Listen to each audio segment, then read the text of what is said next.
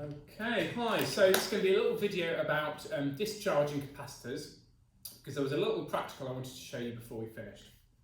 So what I've got in front of me is a simple series circuit with a cell, a resistor and a capacitor. So these are connected up in series, so I'm going to have this. We're going to have the cell, my capacitor and my resistor. So, to give you some values, my cell is about 6 volts. My capacitor, we are using a 2200 microfarad capacitor. Let's make sure you remember what a microfarad is. And then we have here a 2000 ohm resistor, which I can change the value of. Okay, so, and what I'm also going to do is I'm going to connect up a voltmeter using our Pasco voltmeter. I'm going to connect a voltmeter across the capacitor to see what it does. Okay, so that's this thing here. So if I connect that in parallel across my capacitor. So now, when I connect up my circuit and connect my cell to this, what's going to happen, if we remember, is current is going to flow through here, start to build up a charge on this plate. Excuse me, wrong way around. Yeah, that's right. It's going to be the opposite charge on the other plate.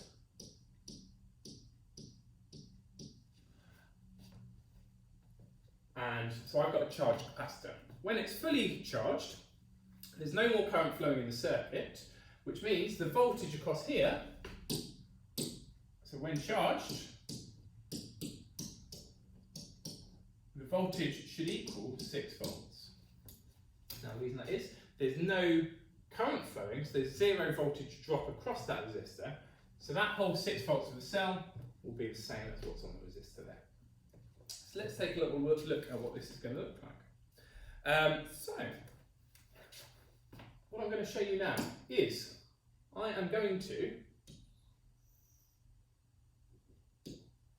add another path to this circuit. So what I'm going to do here, I'm essentially going to connect this yellow wire across my battery, so essentially it creates a short circuit. So this will have an alternate path for this charge to leak away. So now, once I open up this red path, all these negative electrons are going to start to move this way around and back onto the positive plate, and so we should drop down to 0 voltage. So let's now take a little look at what that's going to look like. Okay, so I've got my voltage time graph here. So if I hit play, we've got a fully charged capacitor. So my voltage at the moment is at 5.7 volts, something like that. So now what I'm going to do is I'm going to take this yellow wire and connect it across the battery to short circuit. And now take a little look at what's happening. So this is the voltage across the capacitor is now starting to drop off. So it's decreasing, takes a little while, and so what we observe is an exponential decay. So we've talked about exponential decays in a number of areas of physics, most notably when we talk about radioactive decay.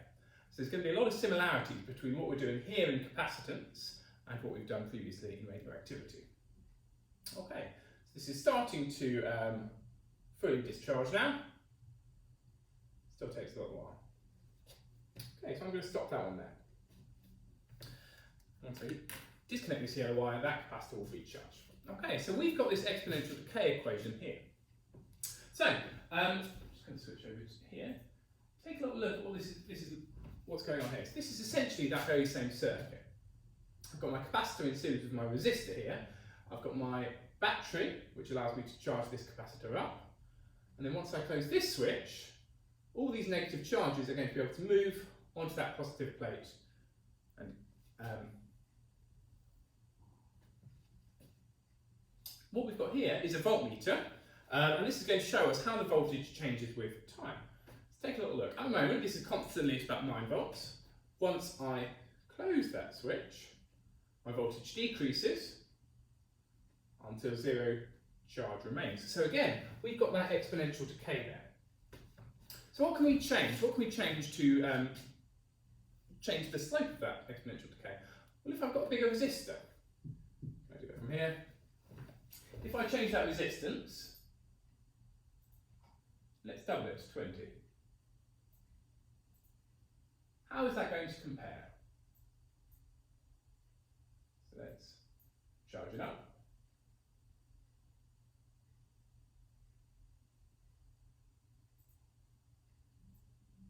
So, doing the very same thing, if I close that switch, I got an exponential decay, but because I've got a resistor here, what's that going to do? Well, it means those electrons have a much harder time moving back to the positive plate. It's going to decrease the rate of that exponential decay. Now let's have a little go at doing that in real life. See if I can get this working. So this is my exponential decay. I had 2,000 ohms here. So what I'm going to do is I'm going to decrease my resistance by half. So now we've got 1,000 ohms. So what would we expect? Well, hopefully what we should see is a quicker drop. So what's actually happening is those electrons can move much more easily around the circuit in order to discharge. So let's have a little go at that now. So again, we start off at 5.6 volts, something like that. Take my yellow wire, I'm going to connect it across the battery, and hopefully we should see a much quicker drop off in my voltage. I'll give it a few minutes. Okay, so it starts off with a really steep drop, and then as the potential difference drops off, it takes much longer for that charge to move. Okay, I'm going to stop it there. Alright, so let's compare these two. I've got these two runs here, so hopefully we can see that that green line is steeper than that purple line, and that's characteristic of this exponential decay. Okay, so let's remind ourselves about the mathematical equation for an exponential decay equation. So I've got Desmos here. Excuse me while I move off screen. So you might remember an exponential decay. We want something that looks like that. The mathematical formula for an exponential decay is e to the power of minus x. Or in our case, it's going to be something to the power of minus t. So how can we change the slope of that, and how can we change the initial starting value? So let's put the coefficient in front of it. If I say we've got 2e to the minus x, or 3e to the minus x, we can see that we're changing the starting point of that exponential decay. So this could be like our initial voltage. So let's use the value we just had with 5.6 there. So we start off at 5.6 volts, and then our equation drops off to 0. So what's going to be important in our coefficient of time? What's going to speed up or slow down the rate of that decay? Well, we already just saw the resistance. If I have a smaller resistance, then my capacitor discharges much more quickly. So here, if I put x divided by a certain value, it slows down much more. So the bigger this coefficient is, x over 3 here, I get a much slower decay. So let's take a little look at what that actually looks like. Excuse me. So this is our circuit. I've got my capacitor here. Once I close that switch, these positive electrons are going to move around onto that positive plate and equalise the charges. So what we are going to have, we're going to have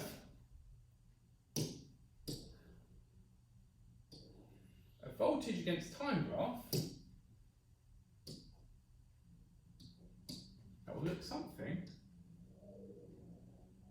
like that. Okay, so let's put these up next to each other. So let's see.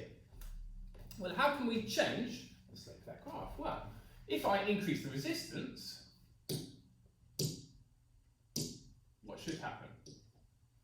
So if I've got higher resistance, that charge is going to move slower. So I'm going to have a slower decay. Okay, so I can change the value of R, and that will change the rate at which this decays. Alternatively, what happens if I increase that capacitance? Well, if I've got a bigger capacitance, I have more charges on this plate which want to get away. So logically, that means it's going to take longer. So again, if I increase the capacitance,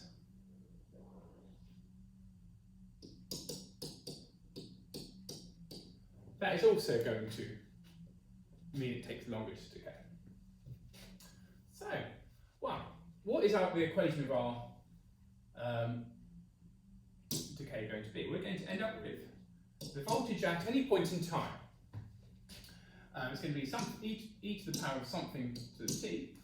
Well, this coefficient here we just said was our initial voltage, V naught.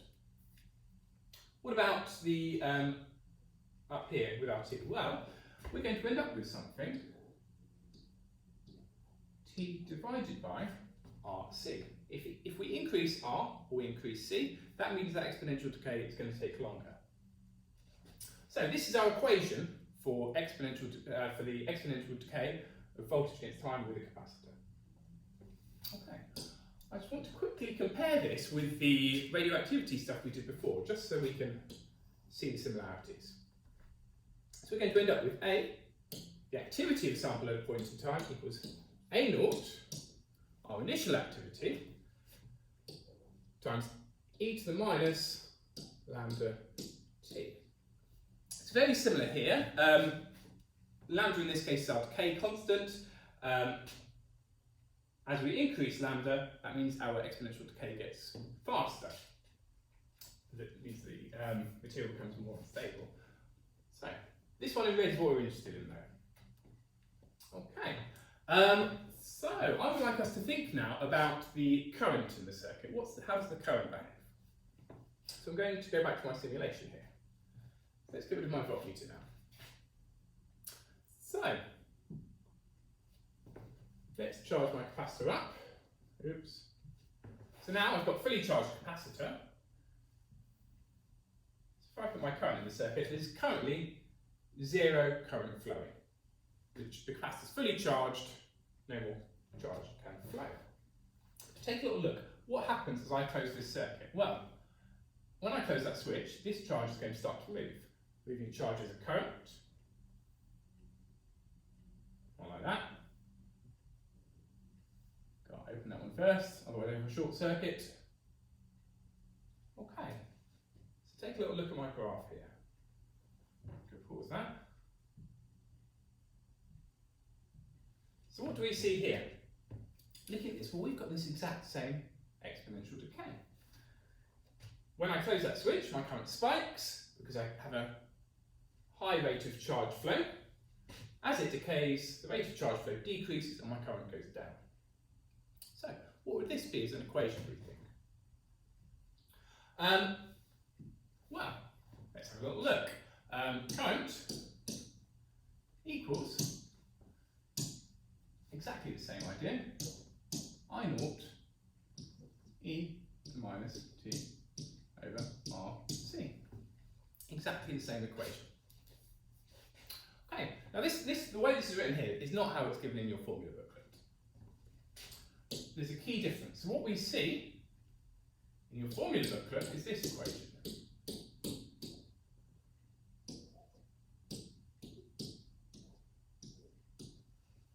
Okay, so that is I equals I naught e to the minus t over this Greek letter, over here so you can see, which is tau.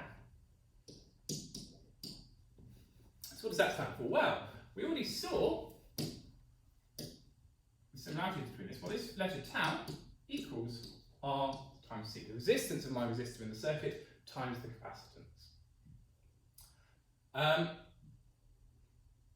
So what's the significance of this? Well, this is actually given a name. This tau is called the time constant, the capacitance time constant.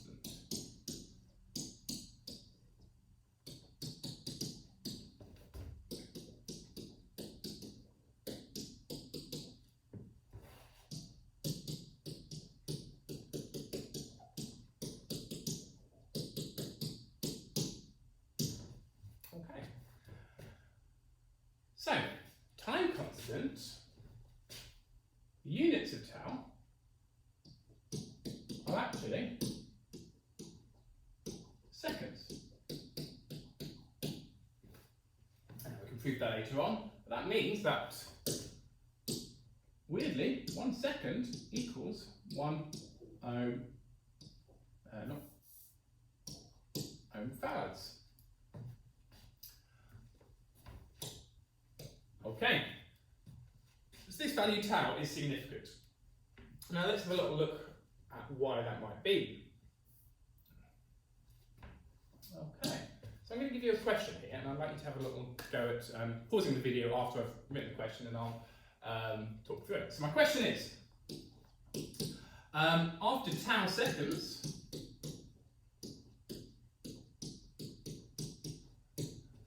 what fraction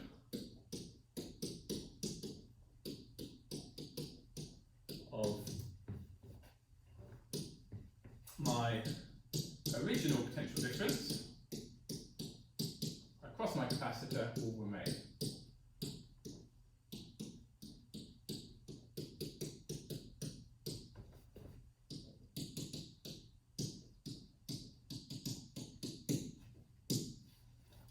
Okay, pause the video now if you want to have a go at this. Okay, so the answer to this question, V equals V naught e to the minus t over tau. What the question says is, when t equals tau, what will my ratio be? So let's have a little look. I'm going to rearrange this now.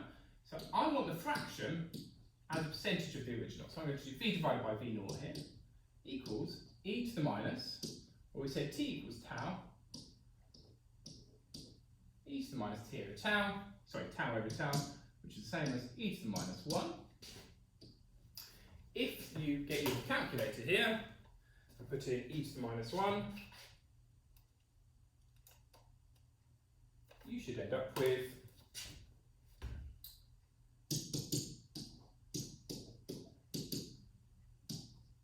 37%.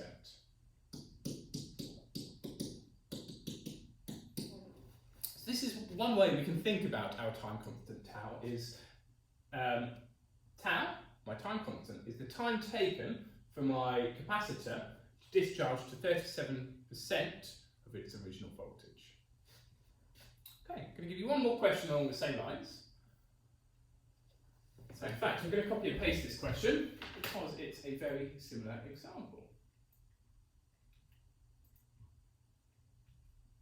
So here, rather than tau seconds, I would like us to have a little go after 5 tau seconds. Similar idea, let's have a little go at this one. V equals V naught e to the minus t over tau. Well, this time, what are we going to have? We're going to have V over V naught, same ratio, equals e to the minus 5 tau over tau, which equals e to the minus 5. What does e to the minus 5 equal? Don't know that off the top of my head.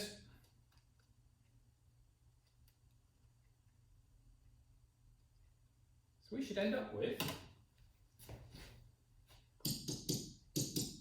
0.7% of the original voltage.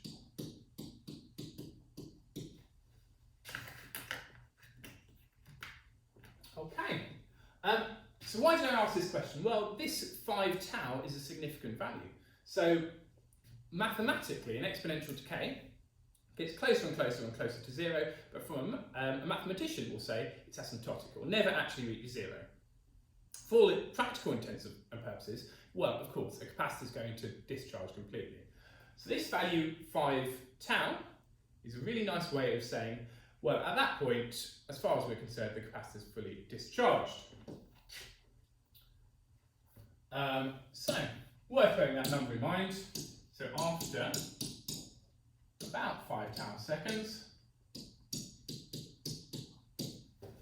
my capacitor can be said to have fully discharged.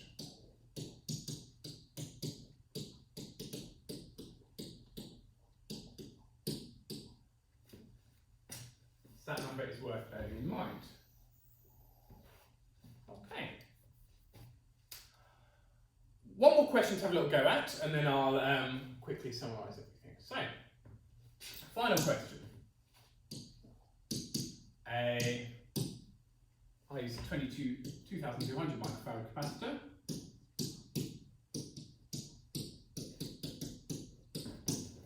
It's connected in series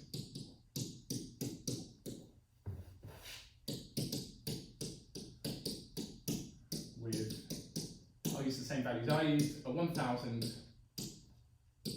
ohm resistor. Okay, so let's go through our questions here. Number one, what is my time constant?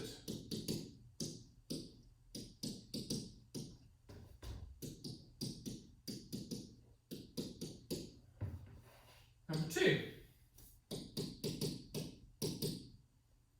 how long will it take my capacitor to discharge?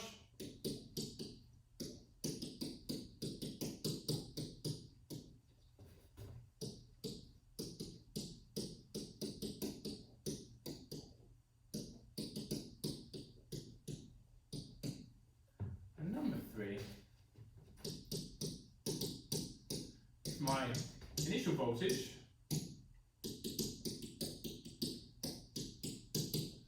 is 5.6 volts, as we had before, how long until it reaches 2 volts? Okay.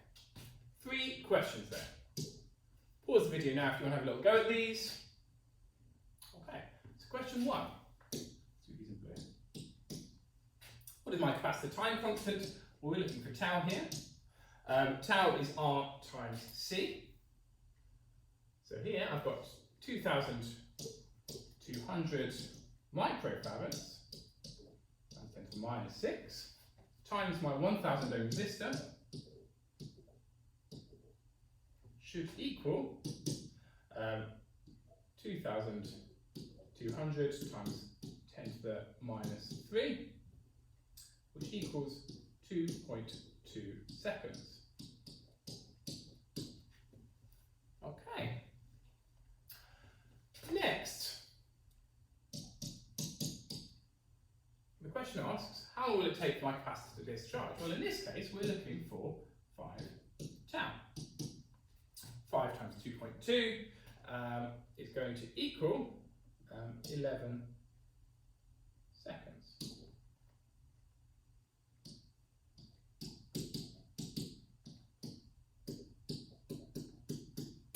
After 11 seconds, my capacitor should have discharged completely.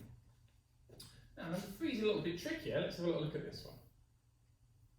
If my initial potential difference is 5.5 volts, how long until it reaches 2 volts? Well, let's write my equation out.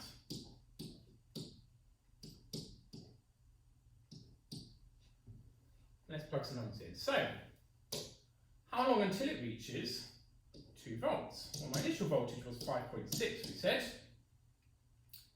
E to the minus t over 2.2. So this is my value for my time constant there. So we want to solve this for t. So it's going to be a bit of rearranging here.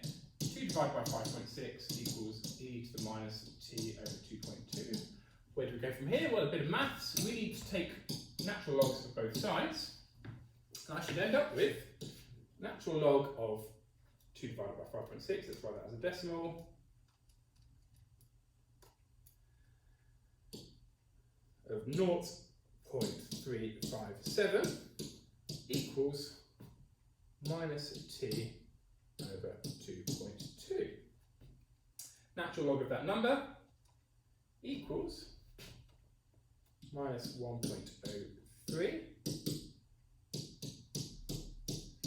So if I multiply that by 2.2, I should end up with my time is equal to 2.27 seconds. So make sure you're happy with that one. Okay, so we're just going to summarise this now. So, what I I'm going to do is I'm going to take 3 graphs and next to each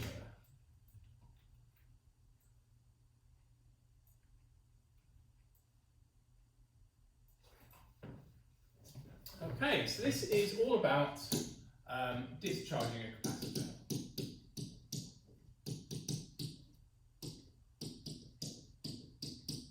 So in summary, what did we say? Well, we said my voltage against time, I had this exponential decay, and this was given by V equals V naught e to the minus t over tau, where tau equals RC.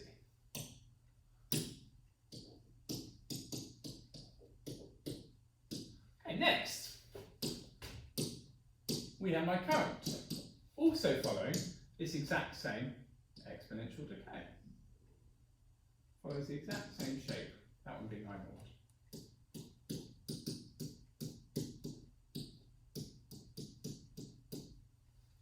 The last one we need to understand is what's going to happen with the charge. So going back to this circuit, if I charge this up, and I imagine, okay, well, at the moment I've got a lot of charge. As I close that switch, the charge, it starts to discharge, so my charge is going down, the amount of charge stored on those plates. And again, you might well have worked out, we will also have something similar with charge. Exponential decay, Q, in this case, will equal the initial charge stored on those plates, e to the minus t over tau. As we're talking about capacitors, this equation could be very useful because we already know this equation.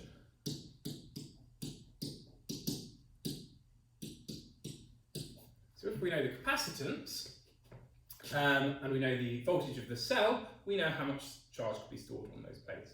So in an exam question, you might be asked to sort of manipulate some of these different equations for your exponential decay. Thanks for watching.